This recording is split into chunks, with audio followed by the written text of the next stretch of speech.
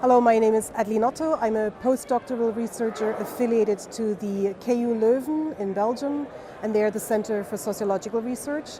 And I conduct research on the link between climate and social policies and public opinions towards climate and eco-social policies.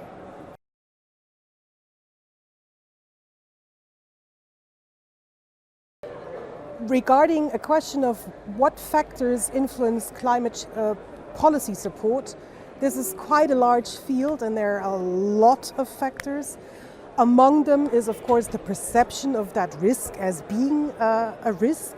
So the awareness of climate change, the belief in climate change, the knowledge about climate change. But there's much, much more. And very recent research has also come across, of course, that values, to what extent do you value for instance, biodiversity or the environment is an important factor to support more ambitious climate policies.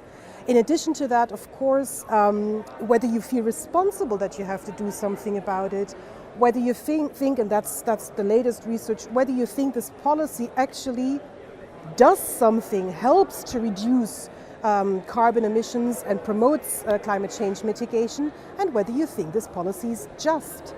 So that's an important part in explaining why people are in favor or against a particular climate policy, because they wonder about what are their personal costs, what are the societal costs, if you think about what kind of impact that this would have on the economy.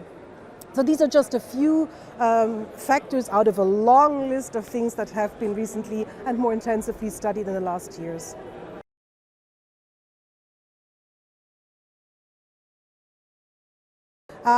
Well, decision-making power in how policy solutions come about is an important factor, and here we definitely need to better involve people in the policy making, people who will be the most vulnerable when it comes to increasing fuel prices, increasing fuel taxes, and in the future increasing carbon prices on top of that.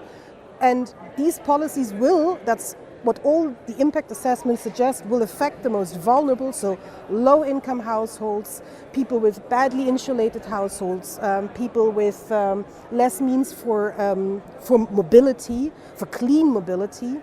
They will be the most affected by these things, probably ending in even more energy and mobility poverty.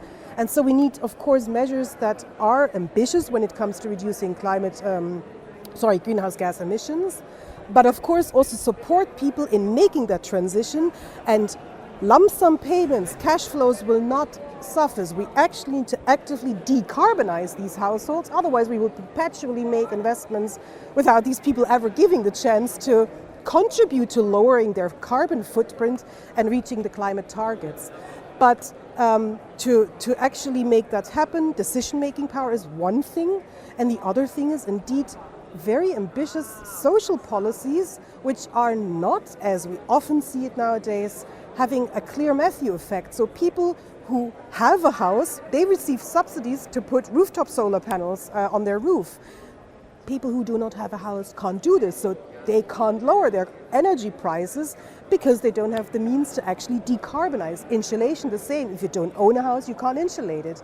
What we see currently, and especially with the energy crisis, which gives us already a little flavor of what will come anyway with a higher carbon price, is that means are invested to finance the general public. And this is, I think, one of the problems if you leave people with lower means, lower opportunities outside of the process. It's the people who anyway have, a better stand in policy making, contributing and influencing policy making much more. They make sure that they benefit from something that they actually might not need and might even use to consume more and counteract any climate ambition.